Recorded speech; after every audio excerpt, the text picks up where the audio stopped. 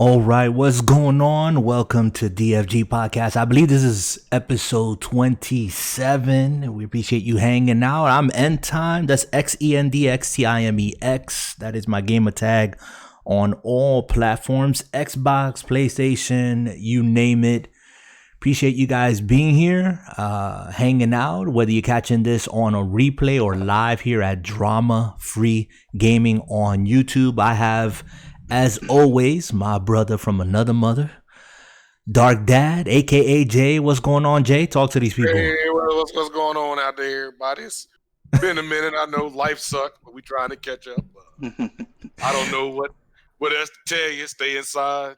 Keep your noses clean. I mean, wash your hands. I hope you're washing your hands. Plenty. Don't touch me.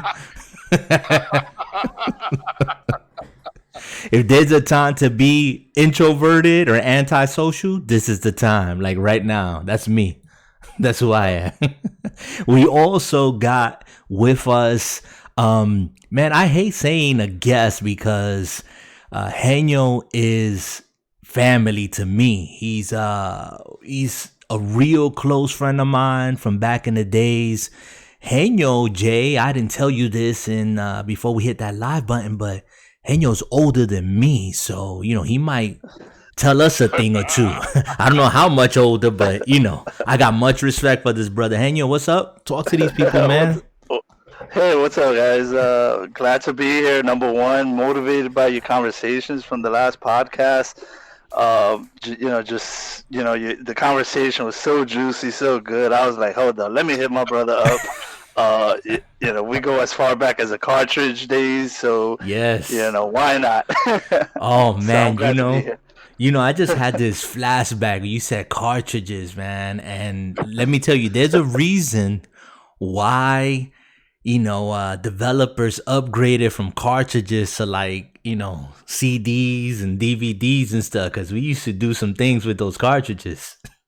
You know what I'm talking about, right, xHENO? I know. Wait, do you remember the days of take the cartridge and blow on it? Who can make it whistle the loudest? Man. You just blow it and make the whistle. Brother, that just go ahead. No, that actually just caught an idea that I just hit my head, but go ahead.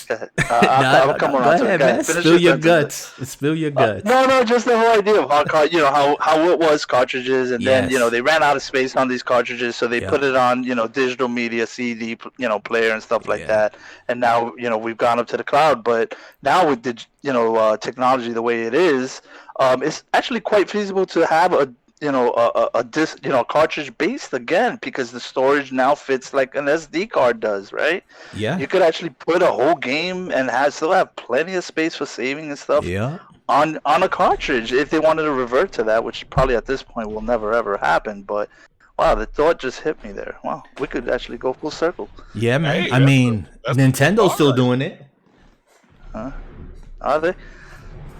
I mean, Nintendo still got the on the Switch, the cartridges. Those are SSD cards. Oh yeah, I forgot about that. I bought each of my daughters' houses one, and I've been not using them, so I totally forgot about that. Yeah, I think it's because what you just said a minute ago, and I know this is gonna be a great conversation we're gonna have, and I'm just going to try to keep us. We really don't script anything out. We go off the dome from our heart. We're gamers, guys. And one thing I just want to say, as you guys are listening, and anyone who tunes into this in the future, whenever that may be, it's all about content. If you do something that you love, I love to podcast. I love to talk about games. I love to talk about life. I just like hanging out with my friends. And what better way than just put it out there and don't really have any expectations. With that, I want to say we're coming up on 300 subscribers. Now, I know that doesn't mean much to a lot of people, but for me, it's a big deal. I would have never thought 300. I was lucky I had 3, like me and my wife reluctantly, and maybe one of my kids would have been subscribers. But, there's people tuning in and listening. What's up, Jay? Talk. I said, well, hold on, you talking about subscribers. I was the very first subscriber here. Number one, numero uno. Really? I thought it was my wife. Ooh, I'll be there to the front. Well, don't tell her I said that then, because she might kill me. So nah, bro. Yeah, I'm not trying to break that news to my wife. I'm just gonna let her believe she was number one, even though she don't tune in. Oh, wise words were never spoken. Yeah. Well, you guys, Jay, we're gonna get right to it, but I like to start off the podcast by just chatting about what we've been playing. So if you want to kick it off, then we're gonna throw it to Henyo, and then we'll get into the meat and potatoes of what we want to talk about. So what you been playing, Jay? Me? Oh, what I've been playing? Well, let's see. I shut down Persona 5 Royale, and then I started. Man, I don't play so many. I've been on a Dragon Ball kick lately. All right. See, they jumped on me earlier because when they were looking for me, I was playing Dragon Ball, and I kind of was caught up in the game, and I kind of was the one lagging behind because I was playing Dragon Balls. So it's been Dragon Ball right now. And but you just haven't been playing Dragon Ball like sitting on your couch. You've been like competitive about this, man. Yeah, I'm playing in rank mode, man. And the thing is, I'm playing on both Xbox and PS4. So I'm on it. Yeah. He's on it so much that we could have started a half hour ago.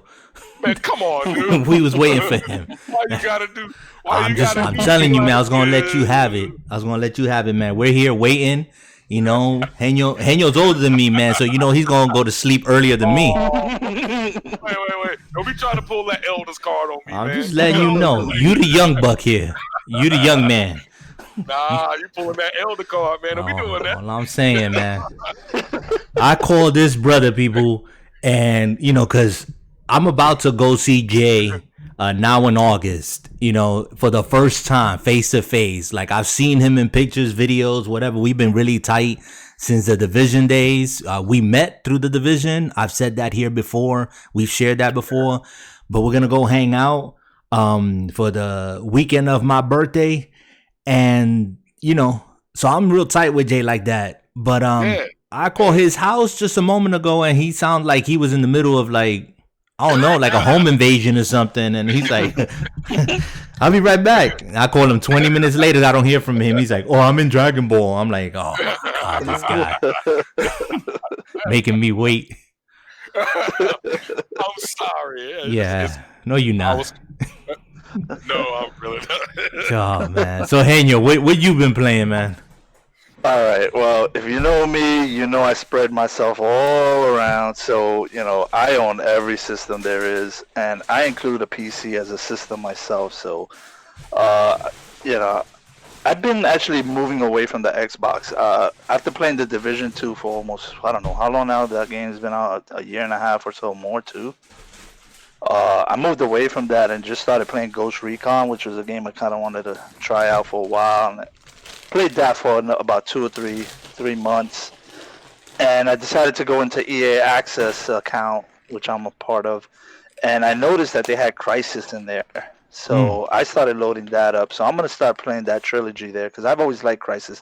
I actually played Crysis on the PC, Really? So I'm gonna try that now on the Xbox. Yeah, but I moved away from the Division. It's been about a month now that I've been clean.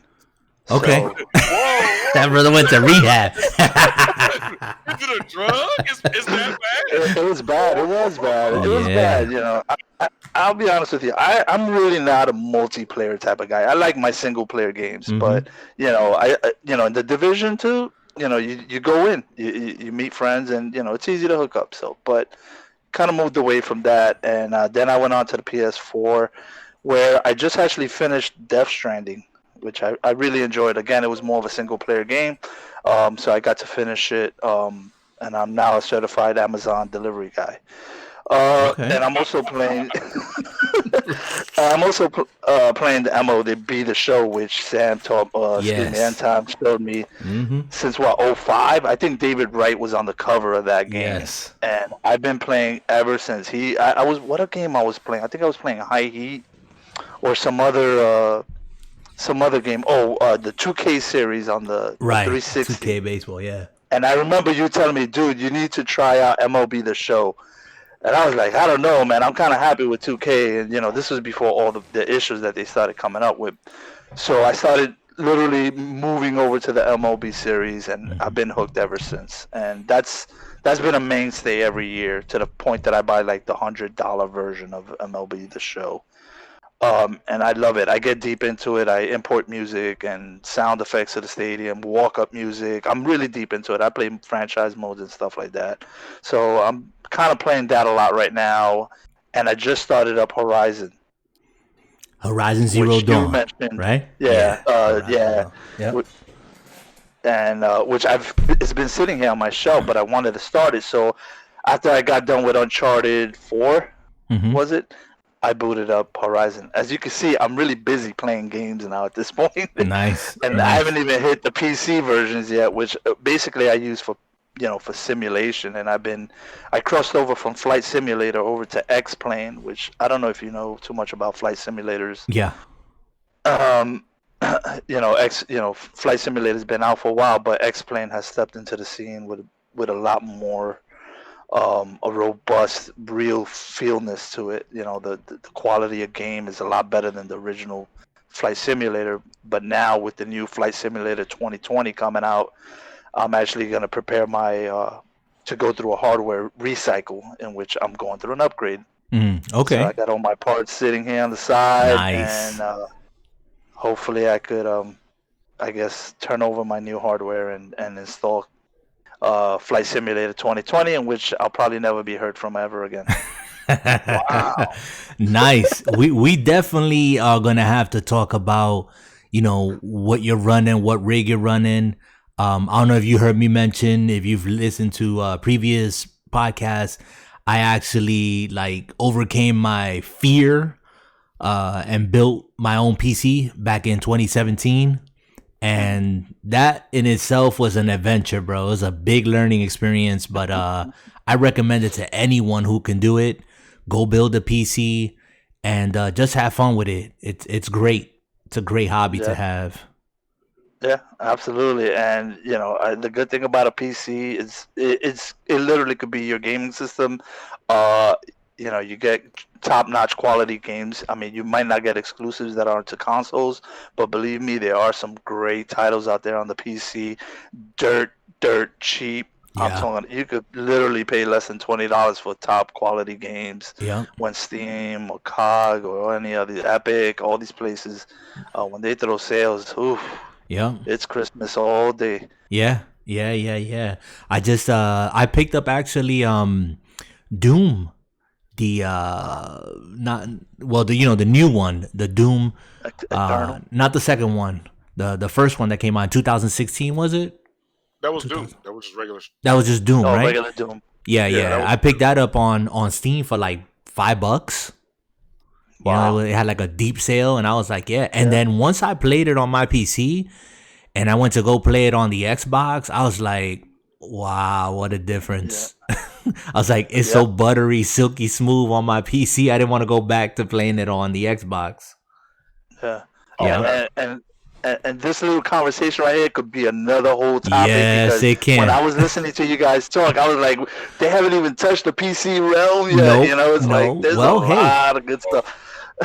Jay, wasn't I telling you? Well, I don't know, man. Time has just fallen on top of each other. Like the days just roll over, and I mean, we're in August almost. We're almost done with 2020. A lot of people are like, good riddance. But I was just talking with you, Jay, not too long ago, and as I recall, I was just telling him, hey, I wanted to have like a steady third person in here who would be able to kind of gel and have the conversation, and it wouldn't feel like, we're trying to pull teeth. You know what I'm saying? Like with a person that can just talk. And like you said, we haven't hit the PC realm, because to be honest, I play sometimes on the PC. I consider myself more of a console player. I do love my PC. I do play Moonlighter on it from time to time, Doom, Left 4 Dead 2, just older titles, some through Game Pass Ultimate. I check out some of those games, but you know, I'm still in that realm. I'm still very much ignorant. I consider myself. So if that's something that, you know, you can add and you got the time, that'd be great. We would love to have you here, not just today. That'd be great. I need to say this. As far as PC talk goes, everything y'all just said was wah, wah, wah, wah, wah, wah, wah. So y'all gotta... Jay, we're gonna prep you for those conversations. When we're gonna have those conversations, we're gonna have you doing some live gameplay. So, you know, we'll let you play, and from time to time we'll say, Jay, you still there? You can say and that's it. And that'll be it. All right.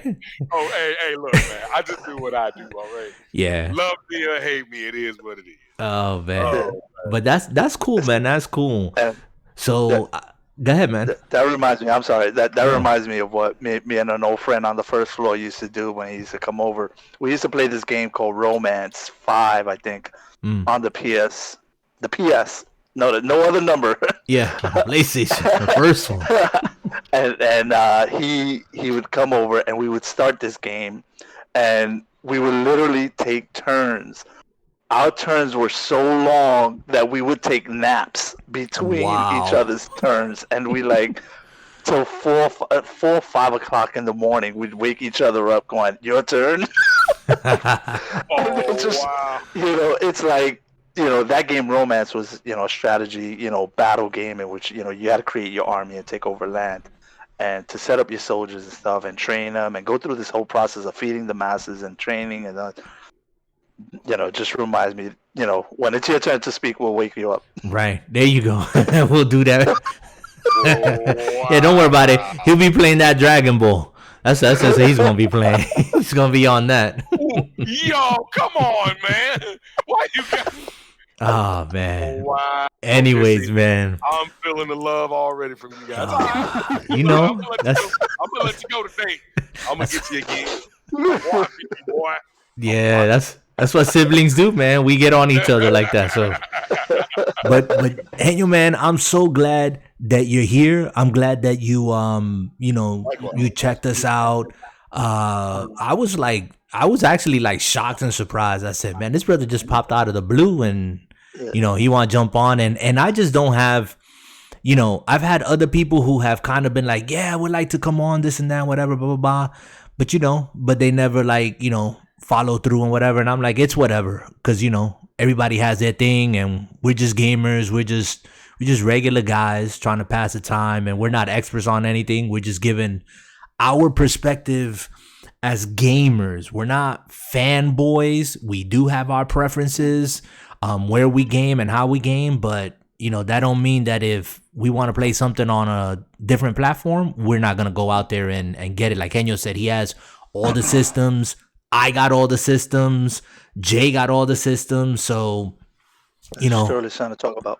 Yeah, there's definitely gonna be something to talk about. But and I'm glad you mentioned MLB, because MLB, you know the news. You follow MLB. It's coming to Xbox. Yes, it is. And I'm actually excited to play it on Xbox, to be honest.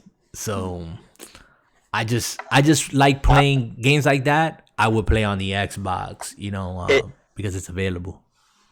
Yeah, and it almost saddens me, because I don't want to say that the quality is going to degrade. You know, probably, you know, with the new systems, it's not going to degrade. But, you know, the development team focused only on PlayStation programming, right. You know, and they'll probably have another team that they'll kind of spread out, but that's less talent focused, you know, on one item. Right. So, you know, you got a program for all, you know, all the other systems. You know, you might spread yourself thin. You might, who knows how this is going to play out. I'm a little bit okay, you know, cautious about it. I know it's going to work. You know, this is a great team. They put out a great game year in, year out. I'm not worried, you know, I'm just like, whoa, is it really going to happen? Are we going to continue to, you know, have a solid, beautiful looking game? Right. I'm hoping that, you know, they grow the team so that it's not, you know, like what you were saying, a split team.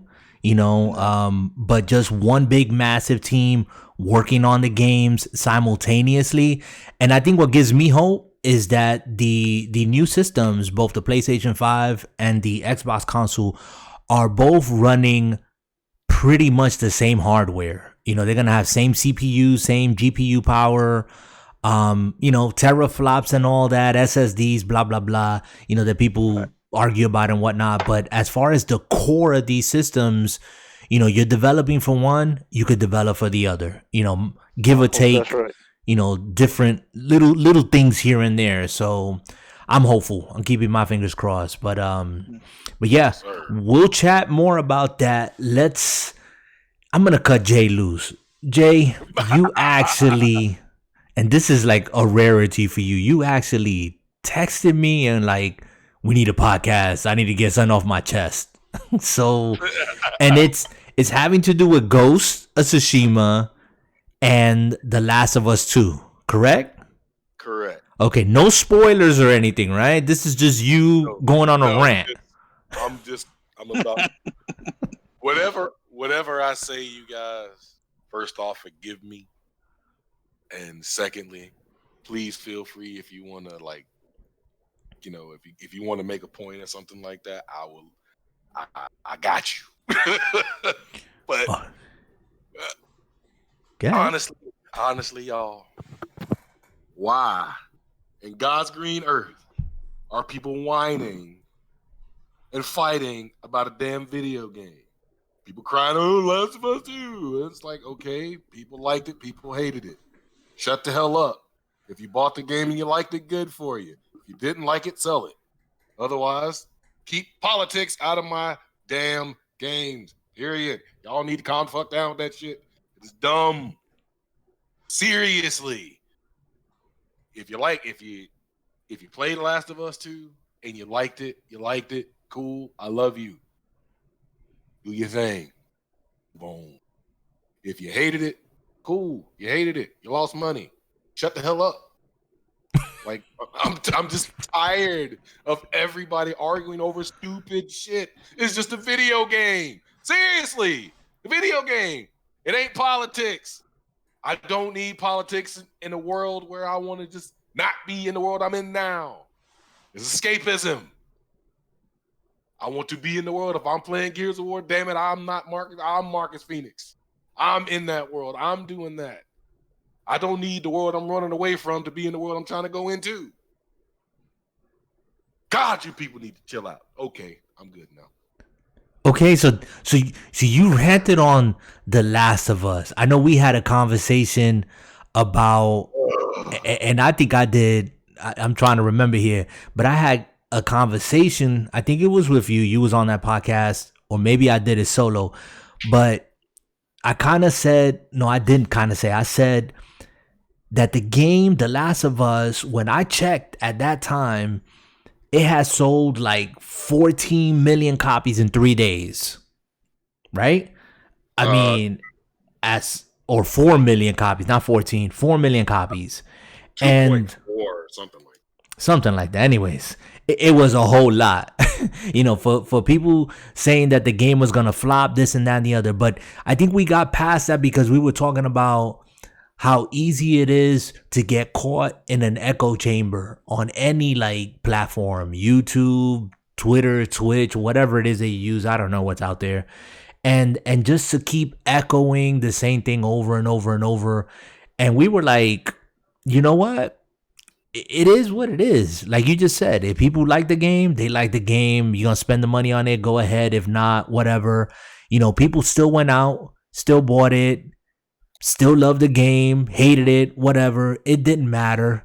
Like at that point, we didn't want to get caught up in all of the, nonsense. Really, for me, it was just nonsense because I was just like, what, people are just going to make videos, podcasts, etc., and cash in on all the whatever.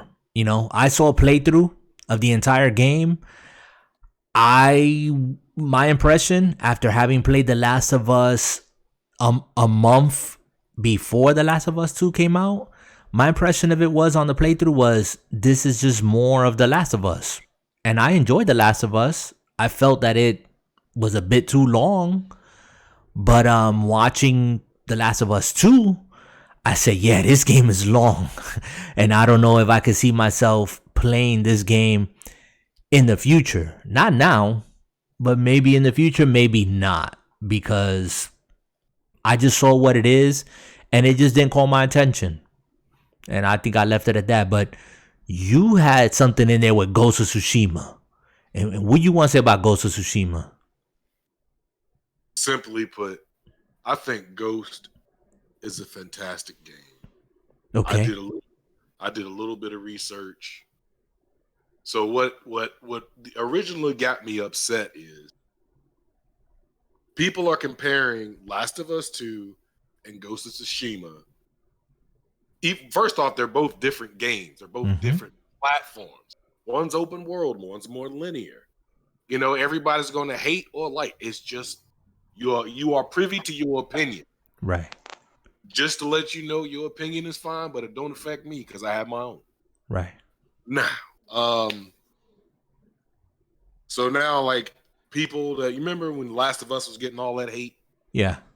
And people were like, oh, Last of Us, blah, blah, blah. Last of Us, you know, we hate, blah, blah. Okay, so there was a lot of hate with Last of Us, but you still had a lot of Last of Us fans that loved the game. Hey, it's your game. I ain't no problem with me. Anyway, so now Ghost of Tsushima comes out. And, oh my God, people blow up about it. As a matter of fact, Ghost of Tsushima is completely sold out in Japan, hard copy, and almost North America, hard copy. Nice. They can't keep up with the production. So now Ghost of Tsushima beat Last of Us 2 in sales. So now the Last of Us 2 fans are pissed off because everybody's talking about Ghost of Tsushima. And now you're having this big, and it's like, you know what? Really? Why? I mean, yeah. Like, people think Ghost of Tsushima is probably the game of the generation. I mean, it's getting that kind of praise. But the Last of Us 2 fans want that praise. But they're not going to get it. Well, so, it's a stupid argument to begin with. Right. Okay, let the newbie talk. Am I wrong, brother? What you think? he's gonna pull you into this. I'll tell you this much right now. You guys heard the amount of games I'm playing right now, so I have yet to even pick up The Last of Us Part 2. Same here. I'll probably wait for a price drop before I pick that game up. It's not that I don't want to play it. I do want to play it. Right now I have a backlog of games that I'm more interested in playing, and I don't need to pick it up for $59.99 and let it sit in the shelf until it drops to $29.99. That's number one. So, do I miss the Last of Us? No. I think I played the first game and I was left like almost empty. From what I recall, like I barely recall. Like I played through it and it was like, okay, I'm done with the game, and I moved on. Right. I don't know. Maybe it was just me. With Ghost of I'm gonna have problems with the last part of it. Tsushima. Yeah. Tsushima. Yeah. Actually, from the last podcast, I actually sat down and watched some of the gameplay, and it did look really, really nice. The way you attack the players, you kind of have that, your hands are busy, making sure you're hitting right and stuff like that. So it looked interesting. I would definitely, again, I would probably, I probably would wait for that one again because of the backlog of games I have. But that one looks interesting. That one looks something good to look at and play through for sure. Yes, sir. Yeah, for me it's like with Ghost of Tsushima or Tsushima, however you want to pronounce that. Tsushima. But I'm glad that Sucker Punch put out a game that looks great. It's been getting praised. It's a big win for the end of a generation console. Just like The Last of Us was a big win for the PS3. Before they did that remastered on the PS4. Who knows if they're gonna do a remaster for Ghost of Tsushima for the PS5? That'd be kind of cool. I might wait till then to play it.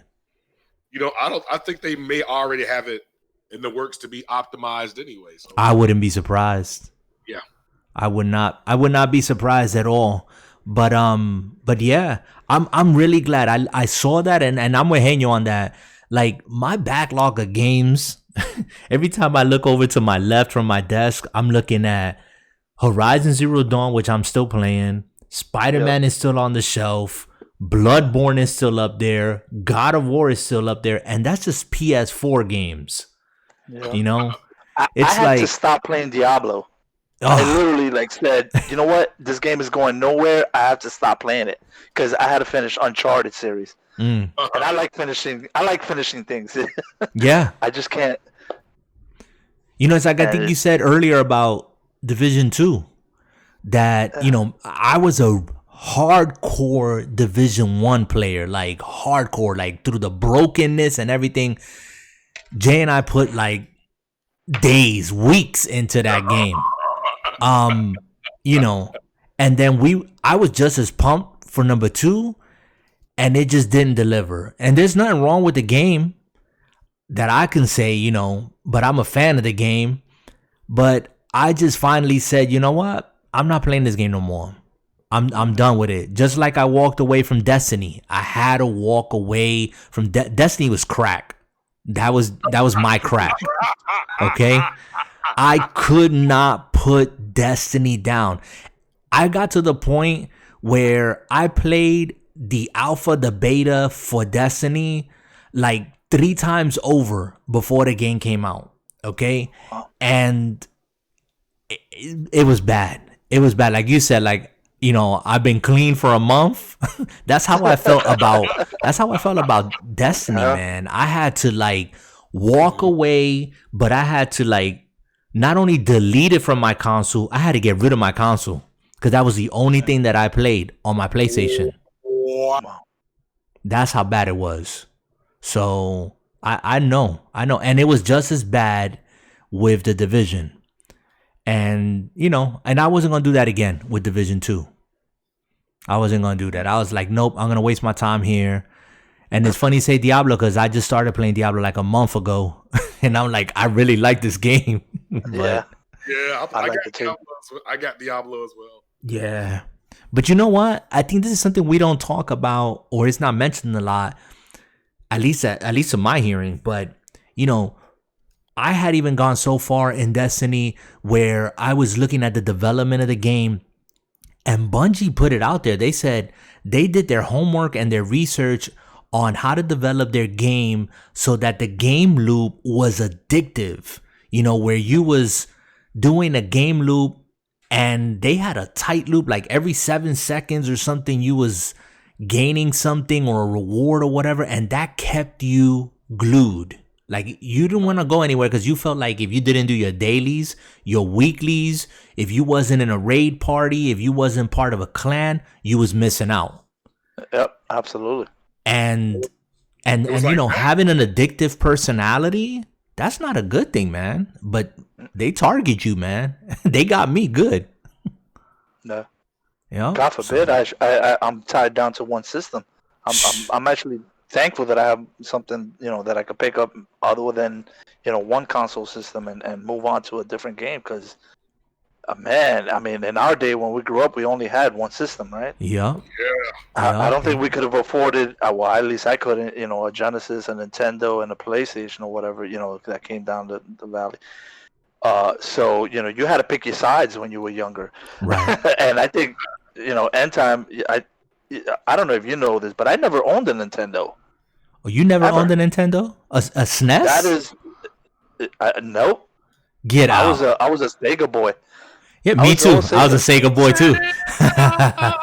Same here. But wait, so wait, when we was playing, when we was playing that Street Fighter, we used to play a lot of Street Fighter in your house, man. That Street Fighter Turbo. You brought your system down to my house. Get out. I didn't own a SNES. Did I own a SNES? I'm trying to remember. Yes, dude. You used to. I remember. I think you used to do product testing. I think with Game Pro magazine. Yes, I did. I forgot all about that. And you was the one that reminded me the other day, and I was like, "What? This brother just reminded me of stuff that I totally forgot about. But yeah, I used to do that. That's crazy. Yeah. With Game Pro magazine, that controller they sent me, the game that they sent me. Yeah. Yep. It was the game they sent me was not even in the casing.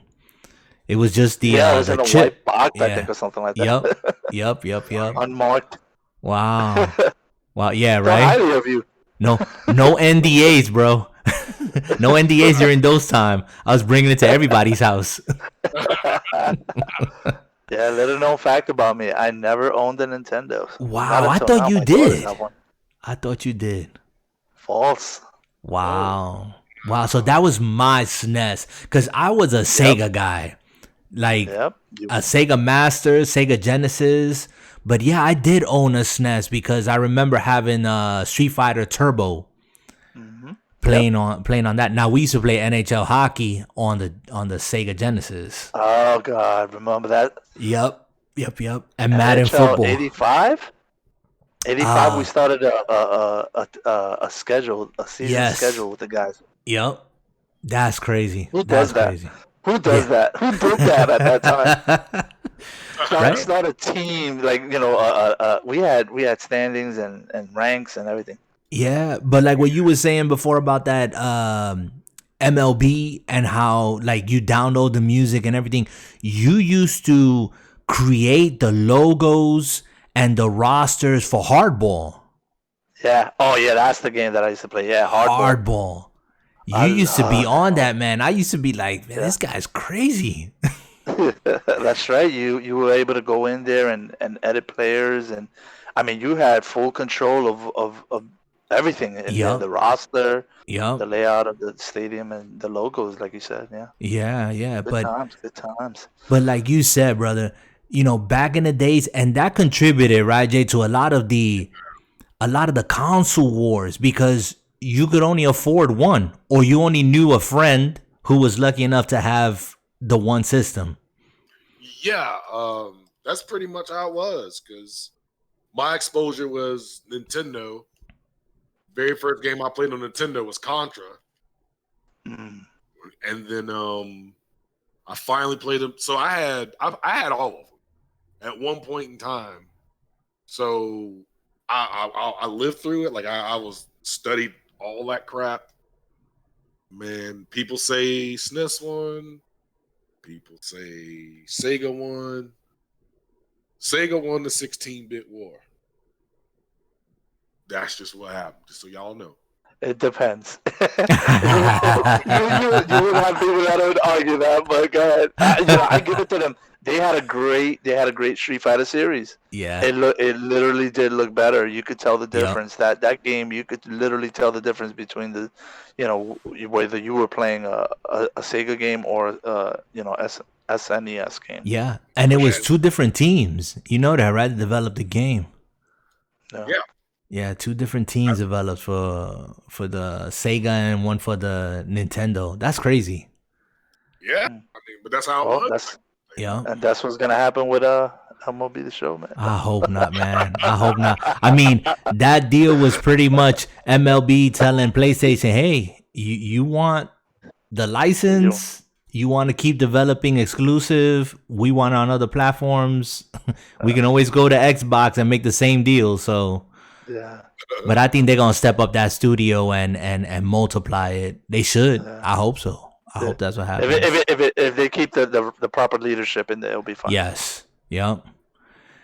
Even though, man, even though we can, that'll be another episode about the leadership for PlayStation Now and what's happening. But God, let's not go there. Jesus Christ. I don't want to go. Jay's like, no, don't go there. Oh man. But that's just nuts, man. But Jay, Ghost of Tsushima, like we said, to bring it around, doing great. But as gamers, I kind of think about this, the backlogs that we have. We're just living in a time where we're so used to instant everything, which is gonna lead me into the next thing I want to talk about. This Xbox showcase is behind us. Right, it's almost a week here. and the hype leading to it, the promises made, the stuff that was shown, not shown, people loving it, hating it. I mean, all over the place. And I always like to wait after all of that is said and done. I like to just kind of like sit back and hear what the talking heads say. Not that I really care what they say, but just getting difference of opinions and perspectives and whatnot. But now that we are here almost a week later, I know when I asked you right off the jump, did you see it? You said yes. And I asked, and you said, I give it a 7, correct? Correct. So where are you at right now? Is it still a 7? Is it high? Is it lower? I mean, after, I watched it twice. So you watched live. Did you watch it live? I watched it live first. And did you watch the 4K stream? Well, see, and that's what kind of got me, because I didn't watch the 4K stream the first time. I watched it. Well, no, they didn't play it the first time. They showed it in 1080. They were focusing on the 60 frames per second. That's what they said they were going to do, and that's what they did. So, I mean, I'm going to keep it a 7. And the only reason is 100% it gets a 7. They didn't. All the games were cool and all, but it's like the only game I was like real hyped for is actually Phantasy Star. So Phantasy Star New Genesis, I'm going that way, but it just wasn't like impressive. Better than what they've done, but not like Xbox just they put their foot on Sony neck. Nah, like no. Nah, what you think about it, Henyo? Did you see it live? No, I didn't. I actually again, I'm catching up to you guys because of your podcast, but I actually sat down and looked at it today. And I actually made some notes of all the games that they kind of came out. Okay, well, let's stood out. Let's get to it, note taker. Let's get to you. Did you see the 4K stream? No. Okay. I literally just whatever. I was just more worried about what's coming out. What's cool. what they're bragging about or what they foresee. I'm gonna try to keep this quick. No, go ahead. I got all the time in the world, brother. We only 45 minutes into this, guys. If you're listening to this, let me just throw this in here. This is Drama Free Gaming. It is what it says, and it says what it is. So hit that subscribe, hit that like. Hopefully it's making your drive that much better. So go for it, Henyo. All right. So just a couple of games that kind of just like they were funny to me. One of them was Grounded, in which miniature characters, I guess everything's like they're shrunken down. Kind of reminded me of the game Ants on the PlayStation. Okay. Remember that movie Ants? Yes, I remember that. So that game kind of reminded me of that. Psychonaut 2. Was that Jack Black singing? Yes, that was Jack Black. Yep. That was pretty cool. There was this one game called The Medium, in which you're kind of living in two paradox, like a dream and alive. Yeah. That kind of actually reminded me of Quantum Outbreak. I don't know. Did you ever get to play Quantum Outbreak? Quantum Break? Well, Quantum Break. I'm sorry. On the Xbox? Yeah. I didn't play it, but yeah. It kind of gave me that feeling. What are you gonna say, Jay? You want to interrupt in there? No. Let him finish his point. No. Just that The Medium kind of reminded me of that Quantum Break type of gameplay, in which you have these two places to be at. Right. Well, the whole that game, the horror game, and this brother knows I will play a horror game in a heartbeat.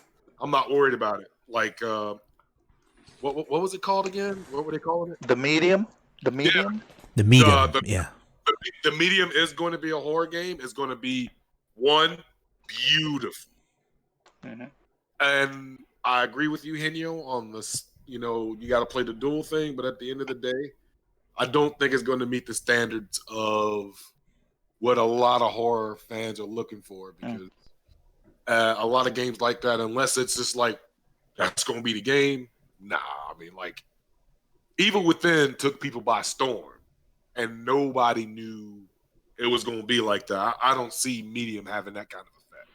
I think the Medium, it has that horror in it, but like that whole parallel, like, because the character there, a medium, he's a psychic, a medium. So she's like living in, I guess, what you want to call the natural world, but also is connected to like this other, realm, this other spirit world at the same time.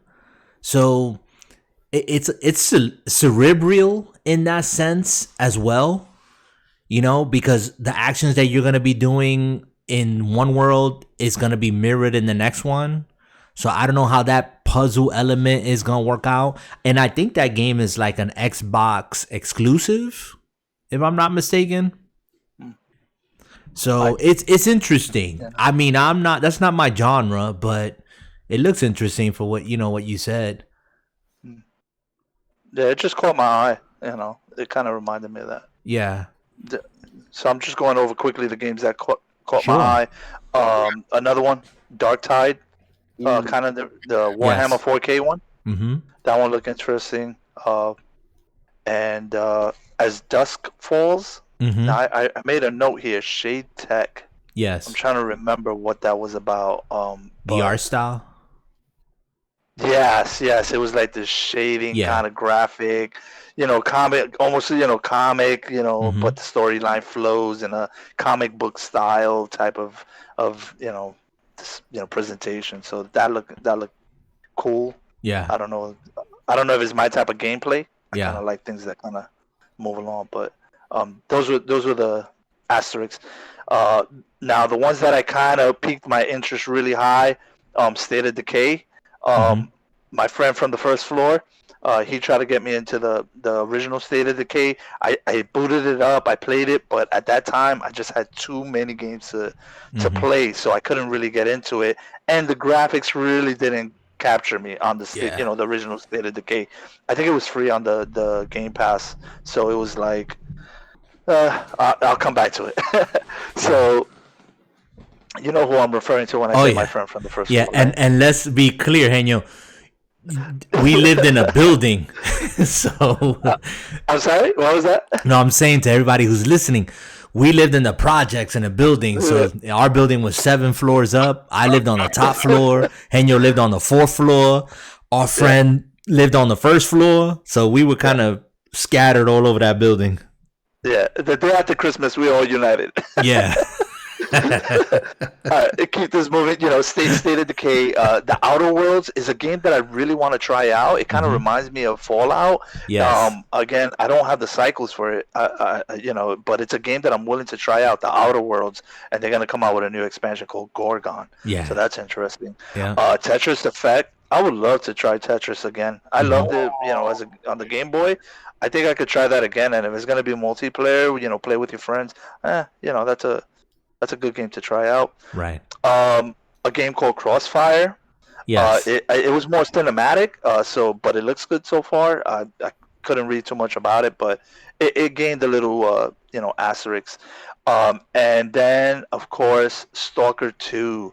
On the PC side, I was a huge Stalker fan.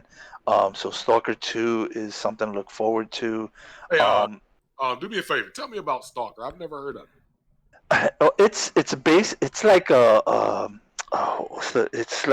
paranormal slash nuclear post-war Russian Chernobyl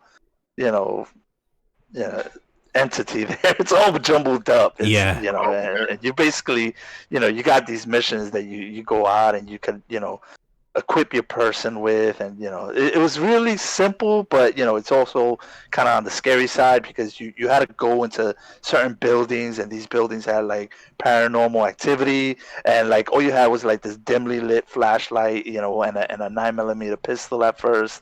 Is it an FPS? Is it a first person shooter? Yeah, it's definitely a first person shooter. But it had RPG styles to it. I mean, you couldn't level up, but you kind of gained stuff, like a new code, almost like PUBG. Okay. It's almost like a lot like PUBG now that I think about it. but it was always, one of these games that it was like, man, I want to finish this game. I want to finish this game, but graphically it just didn't like, it didn't satisfy me. Like I kept looking at other console games, going, this game looks better on a different system. Yeah, So I'd like to see what they do with that. I heard that Stalker game.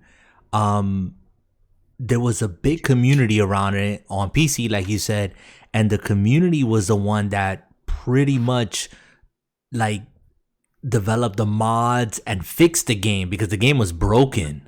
If I heard correctly, and that you could even pick it up now and it's sold like with all the mods and all the community fixes to the game, and that the game still holds up today. Yeah, it's got expansions.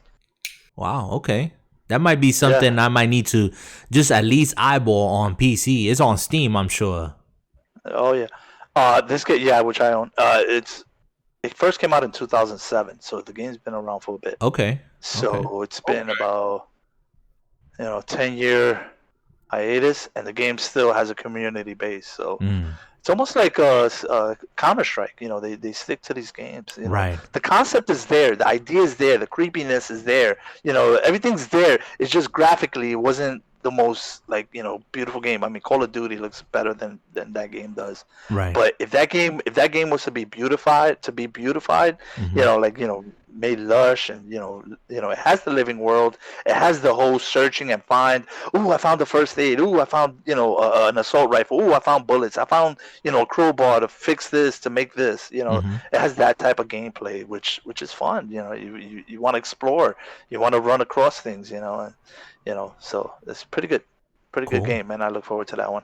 And one that did not make it, and I know it's coming, they did not show, was Flight Simulator 2020. Right. That one's coming over to the console, and that game is gonna be beautiful, man. They saying people who are doing beta testing on this, or actually they just went into beta. They came out of alpha, and they're saying that they could fly over their house and see their house. Wow. Okay. Are you serious? Wow. Microsoft is using their satellite imagery to load up on this game. You're gonna get fresh data there that from what's out there. It's like, wow, it's real. Wow. What you're looking down on the ground now is actual data. You're gonna see a building there that you're gonna recognize. This game is and they're gonna make it so whether you're a beginner or an experienced player, if you're a seasoned player, player, you're gonna want it on the PC. They'll have it available on the console if you just want to pick up and fly around and have fun. I don't know if they're gonna have missions or not. But if you're really into flight simming, you're definitely gonna shell out to be. I already pre-ordered, so I can speak for that. You'll definitely be pre-ordering and have waiting on the download on that, which I think is pretty hefty, 80 gigs or something like that. Yeah, I was wondering because I can see that game running on the PC with no problem, and getting the whole flight stick. You got a flight stick, brother? I was gonna ask you that. Sure do. To get even more immersed. But when they announced it for the console, I said, okay, I know hardware wise, they're gonna be able to run it on the Series X. But control wise, because how involved is it when you play it on PC, this flight simulator? Like, how involved is it, like, with the button configurations? Are you using like your flight stick and keyboard in conjunction, or help us understand that? Absolutely. You're gonna use what's the thrusters, so you got the thrust forward and back feature. You're going to use your yaw control, your pitch controls, so definitely a joystick will be needed. I mean, remember what was that game, Ace Combat? I don't know if on the PlayStation you remember. I think I actually had one, a Thrustmaster joystick when I used to play Ace Combat on the PlayStation. Right. You remember you had that thruster on the left side, a total immersion. And that's no different on the PC side. If anything, there's probably a lot more pieces that guys out there use. There's flip switches and stuff like that to make it feel real. There's side two monitor displays. Mm-hmm. So these guys really, really get down. They'll even have like an iPad or a laptop on the side running, Right. some extra software to kind of what's it like air traffic controlling tech and Yes. stuff. So Yeah. Whoa, people taking that deep for real? Yeah. Oh no. yeah, Yeah. Oh yes. That's people like create cockpits in their house. Yeah, that's what I was gonna say. Like cockpits, not only for like flight simulators, but when they have these racing games, you got people like having 2-3 screens, like you said, so they're like in the cockpit and have all the gauges and all the bells and whistles. Like that's what I was wondering. Like, I wonder if for Xbox, it has already mouse and keyboard compatibility. So if it's gonna be something that you can get that immersed on a console, like if I wanted to play it on a console but bring in a flight stick, and use a keyboard, like could I get that deep into this game playing it on a Series X? Because I think you'll be missing out, at least from the immersion. Or how much do they have to like dumb it down or simplify it for you to play it on a controller? Well, it all comes down to what Microsoft wants to allow on their hardware. For example, Logitech hardware. You could pick up a Logitech controller, a flight stick from Logitech. Right. Will Microsoft allow you to run that via USB? We ran into similar issues. I think it was with the Xbox 360, in which certain controllers just didn't work.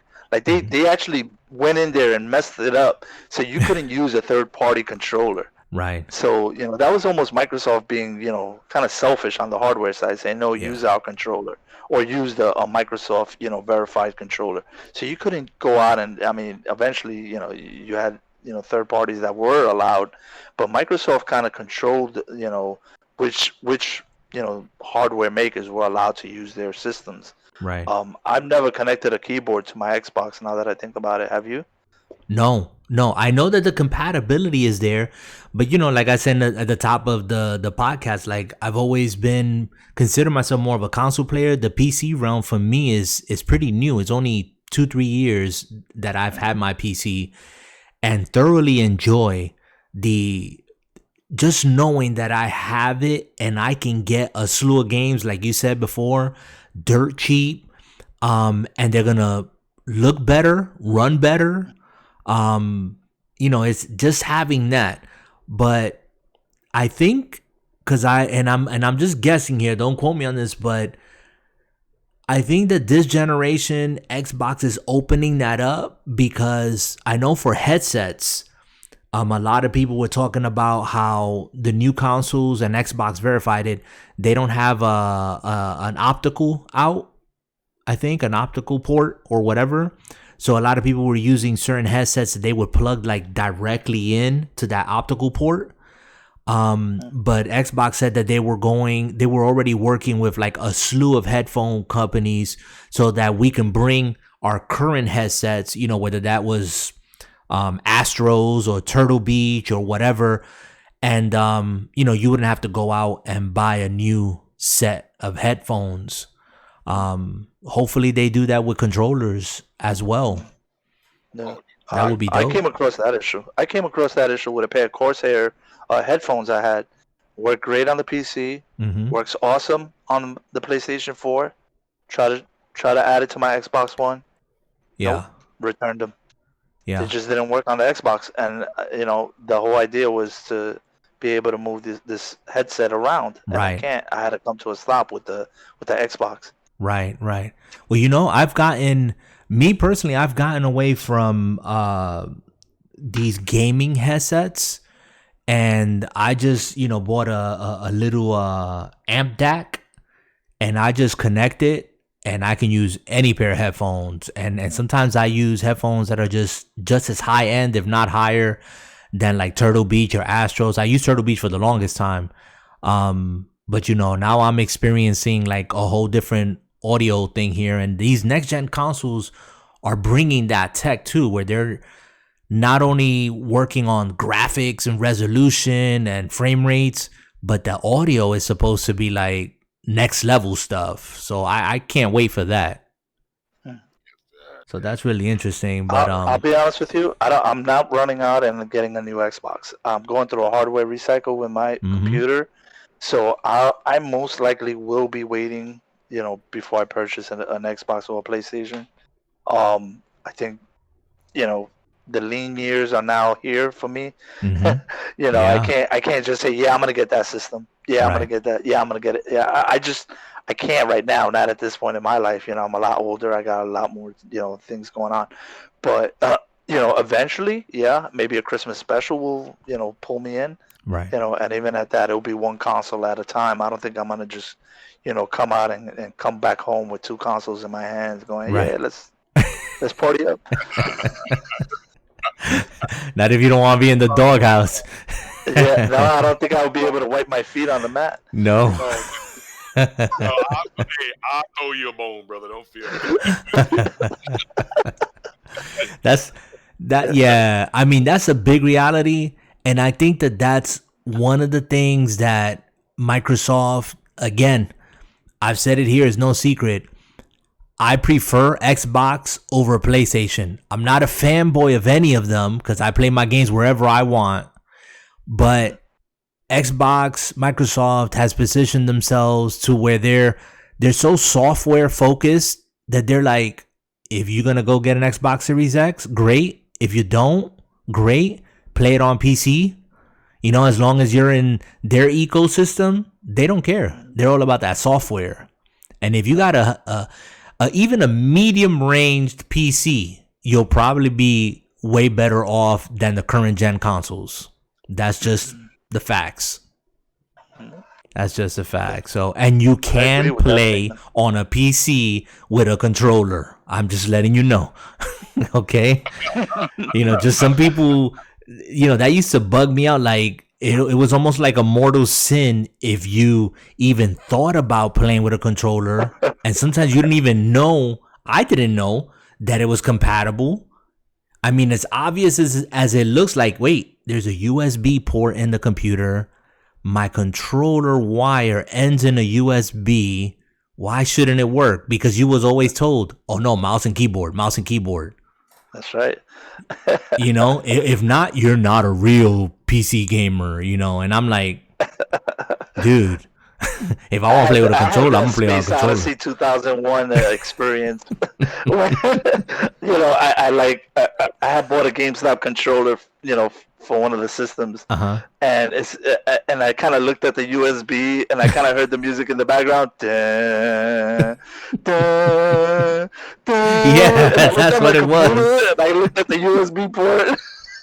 That's what it was. That's exactly what it was, man. And I connected the controller to the PC. Yep. And it worked. Oh, man.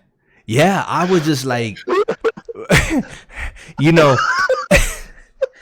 oh, man. I mean, the obvious just like escapes us sometimes, but that's just, it goes back to what we were talking about, what Jay was talking about before about, all this arguing and yelling about The Last of Us 2 and Ghost of Tsushima and these echo chambers, man. And you start believing all the stuff that you're hearing and you get caught up in it. And then you stop thinking for yourself. You really do. Yeah. But, oh my gosh, that was funny. Yeah, that was me, man. When I started building my PC, I shared this with Jay. I didn't know there was such a thing as compatibility. Like, you needed to make sure that your CPU wasn't going to bottleneck your GPU and that, you got the right RAM. And brother, man, I must have built my computer like 3 times and sending stuff back saying, this is broken. And thank God I got it through Amazon. Because I sent like 3 motherboards back. I was like, this ain't working. You should have just sent back the memory. And then I discovered PC Part Picker. And I was like, wait, let me check. And then it said, okay, this is compatible with this. I said, oh, that's what I was doing wrong. I said, okay. Oh, man. But that was a good time. Anyways, Well, can I just make one note here? Go ahead. There was just another topic in part of discovering stuff. You realize stuff. Now, in your last podcast, you had a conversation about moving away from a hard copy to a digital format. And that also stuck with me. I love having a game on my shelf. That's like a trophy to me, right?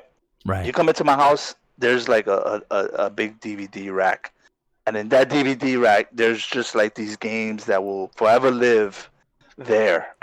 They will never be removed. Along with my "I'm Gonna Get You Sucker" DVD and other movies. Get you, sucker. So wow. Call of Duty series, the MLB series, the Gears of Wars, the Halos. I still got all those games there. They're my trophies, right? And the same thing used to happen on the PC. I used to have a box. I used to, buy a game at CompUSA, Micro Center, or GameStop. GameStop used to sell PC games. And like I said, wow, okay, I'm buying a game. But then being on a PC and being able to game, everything became a digital download. But at the same token, I wasn't realizing that the same thing was happening on the console. That no, I need a hard copy of the console game. I want a hard console. I want a hard copy of it. And all along, it's been happening on the PC. I don't own, and I've been buying video games on my PC. I don't have one piece of software to speak of on a PC. So it's happened for me already. So now to adapt that on a console, it's gonna have to happen. Eventually, I can't put it up on the shelf no more. Right. No one's gonna be selling a hard copy no more. And it kind of struck me like, oh man, you've already gone through this, dude. You don't have a hard copy on your PC no more. It's gone. It's all digital, and that's what's happening now. No more trophies on the shelf. You actually, everything's going to be a digital. You're going to own the rights to it. Microsoft's going to verify that with your email address and your credit card information or whatever, your membership. And that's the next wave. I don't know how we're going to prove that we're gamers when they come in. Yeah. Because even the Xboxes look stylish enough that'll blend in with your stereo. Yeah, that's great perspective. Like coming from you saying your PC guy, and I mean them games that used to come in them PC boxes were big. I remember big. They were like books. Yeah. You look like you had an Encyclopedia Britannica on your shelf. Yeah. When I worked at GameStop or Babbage's back then, or what was it called? What was the other place? Electronic Boutique. Yeah. Yeah. I had EB. I had to sort those shits at the end of the night. So there was a lot of PC games to sort, and I can imagine what GameStop, what that mess goes through, because the boxes are even smaller, so there's more to, organize. But yeah. That's what's had me. Jay, are you are you a physical or digital, or where you at now in your gaming life? Look, I'm an old man. I'm in my digital ways now. In the digital ways, okay. Because I'm gonna buy the new systems and pass it on to my kids. I'm like, yo, son, look at the legacy of games your father played that I pass on to you. So you better keep that account paid for.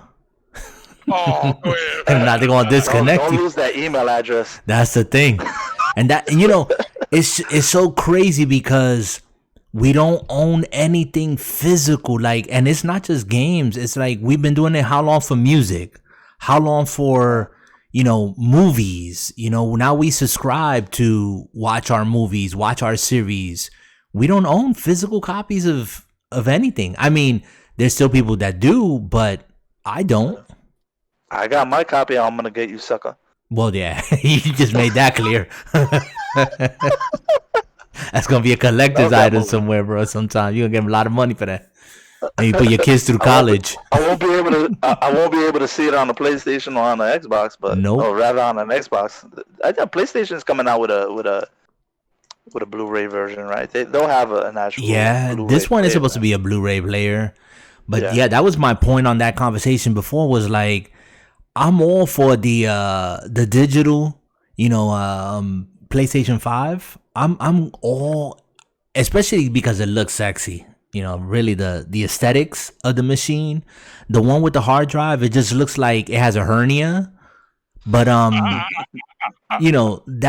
that digital one. But then I got to thinking and saying, is PlayStation gonna do what Xbox is doing, where you're bringing all your games with you? Like I can tap into that, xCloud and pull down my games, my OG Xbox games, my 360 games, my Xbox One games. Am I gonna be able to have access to those games? Because for me, it's like you were saying, it's like the trophy on the wall. But for me, it's like the digital trophy. Like it's there. I want to be able to to go back and look and say, oh, I own 300, 400, 500 digital games, even if they're digital. You know what I'm saying? Like just to have access to them. But yeah, I don't know. I don't know if PlayStation is there, if they're going in that direction. I'm assuming and I'm hoping that they are, because they did, pen a deal with Microsoft to use the Azure technology that they have. And I think eventually, PlayStation is going to want to make that money, and they're going to say, hey, we need to put this out here and make it available. But they just didn't start that process, at least not until this generation. So got a little catching up to do in that realm. But Jay, you said a 7. And Henyo, would you think about? Well, Henyo kind of gave us a list of his games and whatnot. Anything stuck out for you, Jay, at all? No, just Phantasy Star. Yeah. Isn't Phantasy Star like 10 years old? 8. I'm not busting your chops. The online version. I'm just saying online, right? The online version. Yeah, yeah. I would check out Phantasy Star. I checked out the first one when they made it available. I think it's still available on Game Pass. But the system, the inventory system, is so dated. I could not get into it. I was just like, nah, it's a pass. I played it. It was cool. But to navigate those systems, I was like, I'm not doing it. And I just kept it moving on that one. So I don't know if this one is just going to be a port, or if they're actually going to do something to the game to bring it over to the new Xbox generation. Have you heard anything, Jay? I hadn't heard anything about that. Okay. So then I'm assuming they're not going to do very much with it. It's just going to be, the online game. And from what I'm understanding, it's only going to be available here in the US. Really? Yes, is what I'm hearing. So that's all you're going to have. Anybody playing it in any other region is going to have to switch the region on their box, and then they'll be stuck, connecting to our so-and-so servers. So yeah, so I'm curious how that game is going to do here stateside. But we'll see. We shall see about that. But well, one time I created a European account to get some content from Europe over here. Okay. Was that easy? It was a little bit. It was a little bit trivial, man. I mean, I think I did a couple of illegal things, but I got it to work. Okay. And I had to use fake addresses and stuff like that, and I had to order a credit card, and make it. I had to make it look like I lived over there. Okay. Just to get the the billing aspects of things. Once that was done, I was able to download the content, and what I wanted was just simple, but it was a little bit of a task to. Wow. I don't know if it's that complicated now, or you can just go into settings and change those regions, and it allows you to do that. It was on the PS3 when I did it, so okay. Pretty sure things have changed. Yeah, I'm hoping, man, because I'm not gonna do all that mess. To be honest, yeah. I wouldn't. I can't put myself through that trouble. But interesting. I rated the Xbox showcase. I was right there with Jay. A 7. I think it was good. I think if their objective was to kind of give us a roadmap of what's coming in the next 2 years, maybe 3 years, I think they accomplished, the mission. I'm gonna play Halo, regardless of how it looks and all the memes that pop out and whatever, because I've always enjoyed Halo, always. As a matter of fact, Jay and I are playing right now through the Halo Master Chief series. Halo 3 now. Yeah, we're on Halo 3 now. We just finished 2. And I just have fun with it. So, and I'm not worried about how it's gonna look on the Series X. I could have told you that was an old build. It was running on a for whatever reason, because that's Microsoft. It was running on a PC, and there's no PC that you can build right now that's going to give you the performance of a Series X, because the tech is not out there. It's not available to PC now. So anyone trying to duplicate it on a PC, the tech is not out there. It's not available to PC yet. After the Series X comes out and they release the tech to PC, then you'll be able to build that, that PC equivalent of the Xbox Series X. So irregardless, if it was running on a PC or if it was actually running on the Series X, whatever, it was an old build. And like I said, the gameplay looked good. As long as I'm having fun, I'm going to play it. Nothing really much jumped out at me. What I got loud and clear was that Xbox was just focusing on messaging Game Pass. Game Pass is their moneymaker. And all those games they announced, eventually when they come out, whether that's a year, 2 years, 3 years down the road, if they're first party, I think it was 9 first party studios that announced the games that they were working on. So they got 15? That means we didn't hear from 6 of those first party. So there's still 6 first party studios that didn't announce or reveal anything at this point. So we still got some stuff to look forward to when they announce it. But I really don't care. To be honest, I don't care.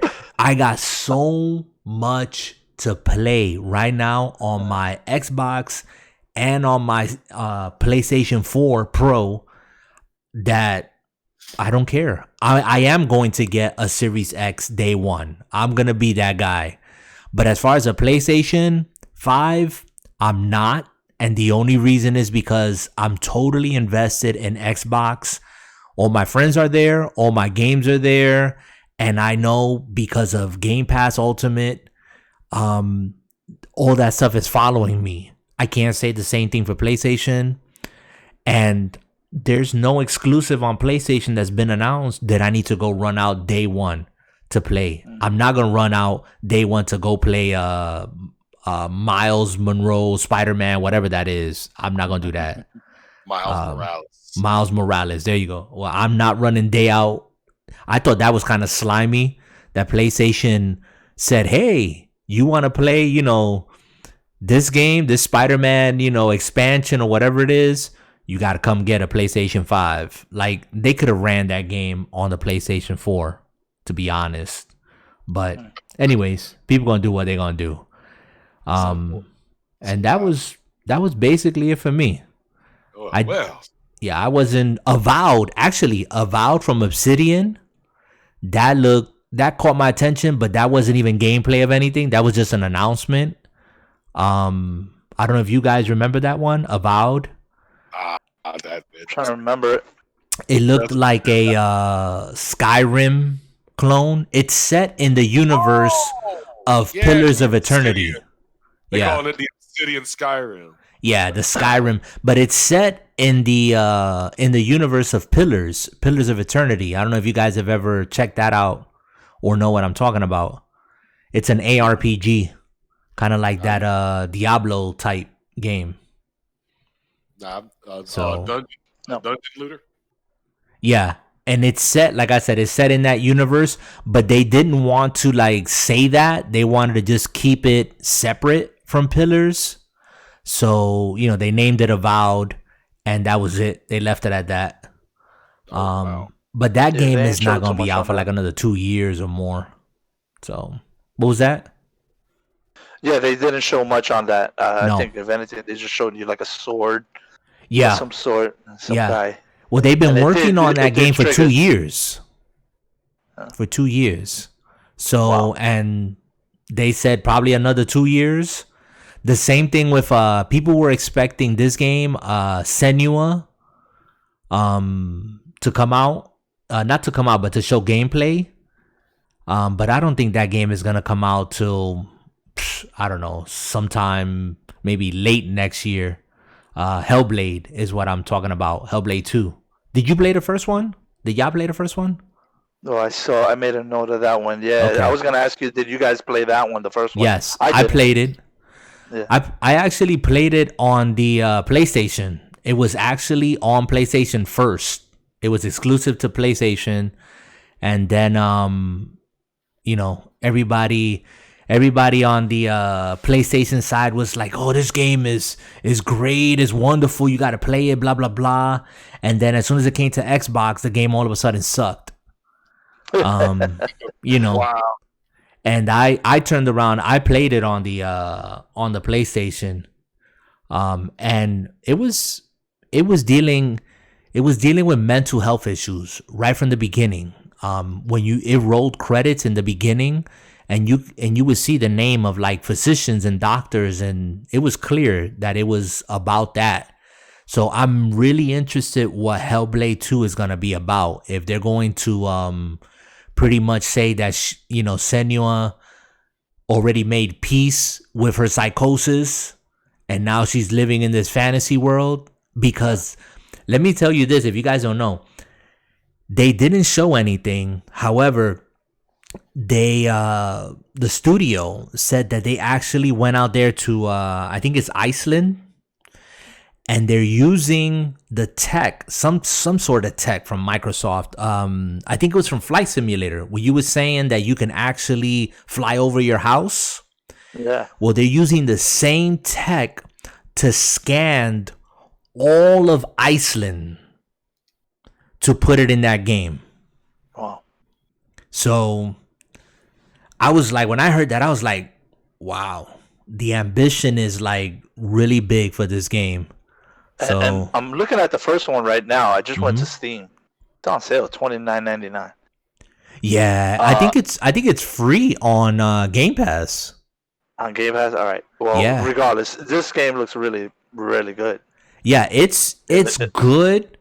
I wouldn't sing at the top of my lungs on some hill somewhere like, this game is amazing, like IGN sometimes does, and I'm like, and other people, to be fair, but sometimes like people get a little bit carried away and they're like, oh, this is such a wonderful, powerful game, a must play, and then you play it and you're like, it's a game, like it's cool, but but I'm saying it looks like on the photorealistic side. Yes. Oh, yes.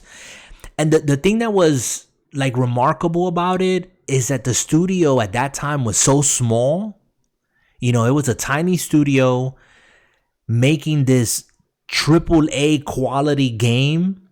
And I mean, the topic, the theme that they're dealing with, the gameplay, it's good. It's good. I have to give it an 8.5. I would say an 8.5. Yeah. So, positive reviews, has won awards. Yeah. 9 out of 10, 9 out of 10, 9 out of 10, 9 out of 10. Yep. All over the place, 10 out of 10. Yeah, so, I wouldn't, Metacritic 83. Oh, there you go. I didn't even know Metacritic was 83, but that's where I'm at, 8.5. So, yeah, I enjoyed it. You can actually sit and play the game in one sitting. I love the puzzle. The puzzle element is, I'm not going to ruin it for you. You go check it out. But it's really interesting the way that you solve puzzles in that game, and then the battles are freaky, man. Like, it's just the whole mind thing and the stuff she's struggling with. Like, she's all up in her head. It's good. It's really good. So Que no me asuste. no, gotta play with your lights on. I don't like playing games in the dark. No, like Jay wants me to go back to playing a Resident Evil 2. I gotta play that with the lights on. So, dude. Oh, boo. I still gotta play the Biohazard one. Oh man, the VR one. I really do want to go through with it. Play the VR of that? The VR version of what is it? Resident Evil? No, the 7, the 7th one. Where is it? Biohazard. Yeah, I think it's called. It was called Biohazard, but it's Resident Evil 7 on this side, I think. Something like that. Yeah, it's Resident Evil 7.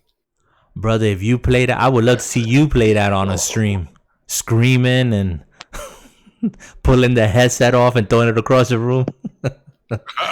That'd be a trip.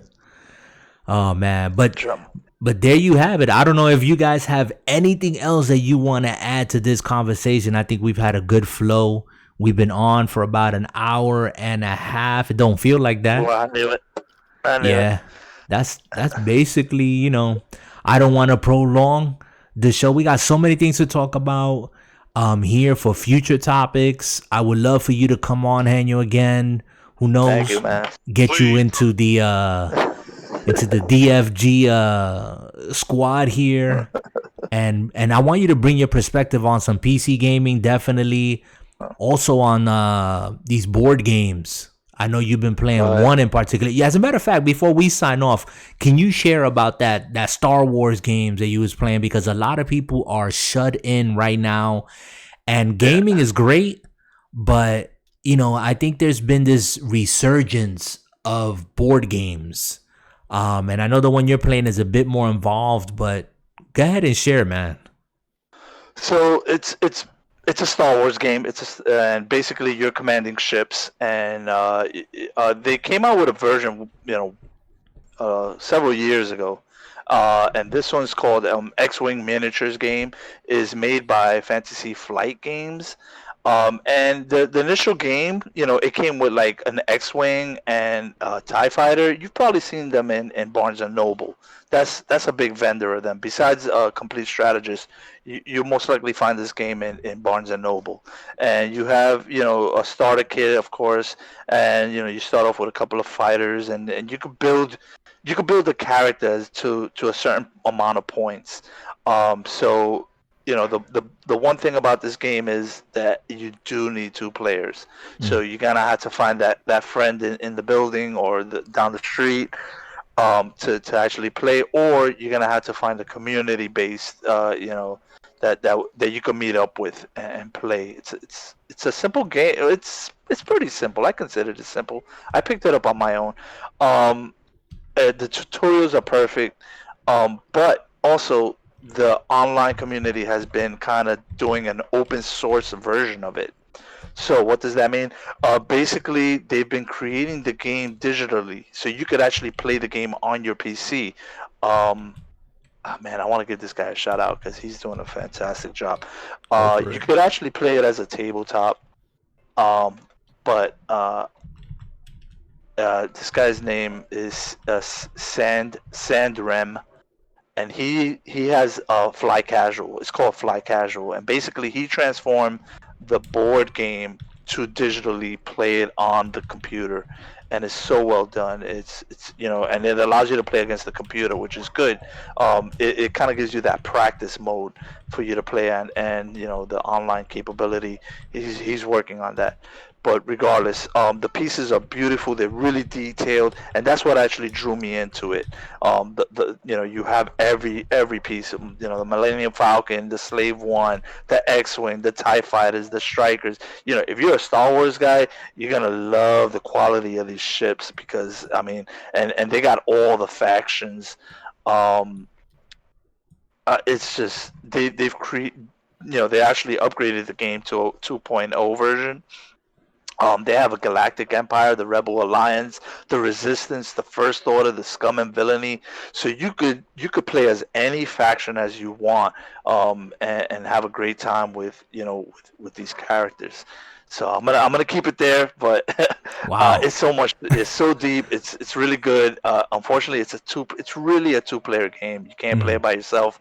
I did do a little beta test. They're trying to push out a single-player game, but much like your D&D game, you Right. kind of have to, you have to kind of play for the computer. You have to roll for the computer. Not the computer, for the opponent. For Right. your AI Right. Right. enemy, it would be you. It would be the dice. Mm-hmm. And they have a chart in which you would, make the moves. So they're working on it. And they have tournaments throughout the year, and it's a great game. I love it. That's cool. Unfortunately, I don't have an opponent. That's cool. That's cool. I mean, there's an element to these. Like I was telling Jay when I asked him in the last episode, like, did any type of like Dungeons and Dragons or board games or anything kind of draw you into gaming, or kind of there was a blend there? And for me, it was that, like, Dungeons and Dragons was a big part of just me growing up and being able to, DM at times, and it was just fun. It's just a whole other experience. And now with these board games, like he's saying, they keep adding to it, and then the models, and kind of really immerse you in there. And I like a challenge. I like the learning these games. It's just really cool. It's really cool. I got some, and this is just a general announcement to everybody who's listening. I actually have my setup to where hopefully I can get some of this D6 board gaming right, like recorded right as I'm playing, and future games. So stay tuned in for that. Was able to get myself a camera, and so I can get a nicer angle, excuse me, and a cleaner picture. But Yeah. but yeah, If he doesn't level up that character properly, he will end up in rage and anger.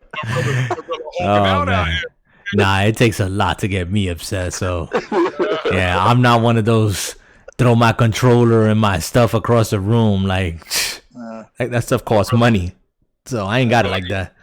Hey, brother, they gonna be sounding like them brutes from Halo that we killed. Oh man, right?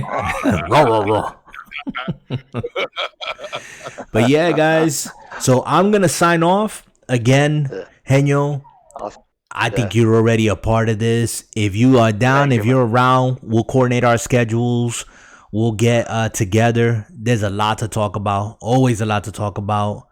But let Jay tell us, Jay, what are you gonna be up to, and what do you want to say to these people before we sign out? Right now I'm still gonna be playing Dragon Ball.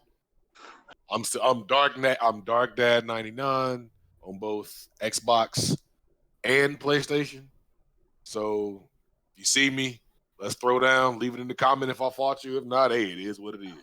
But y'all have a great night. Yeah, that brother's competitive on that Dragon Ball. He trash talk too, so I'm glad I'm not part of that. Me neither. I just want to say thank you for having me on. I definitely, I'll definitely hook up, in the future, hopefully. And I had a blast. The conversation pieces are great, and I'll definitely be listening in. You won't see my presence online, but I'll catch up on the replays. Cool. Same here, guys. I am Endtime. That's XENDXTIMEX, and that is my gamer tag. I usually play with people that I know. If I get to know you and whatnot, I've gotten to know a lot of people through my Discord. I'll leave the links here in the chat. So if you guys catch this on youtube.com/drama free gaming, you'll see the links there. Reach out to us. Like I said, it's been a great place to make acquaintances, friends, you know, if not with me, you'll find somebody in here that is just really chill, will play. And that's about it for us tonight. We're just your average gamers, just having fun, friends and whatnot. And that's it. That's it for tonight, guys. That's it for this episode. And you want to say something else? Nah, man. Thank you, guys. Jay, we'll talk to you. This won't be the last time, hopefully. Yeah, man. Definitely, man. Definitely, I'm want to see you back on the mic, baby. Definitely. Yeah, definitely. If Jay likes you, you all right. No doubt. All right, guys. As I like to say, keep your gaming and your life drama free. Later, people.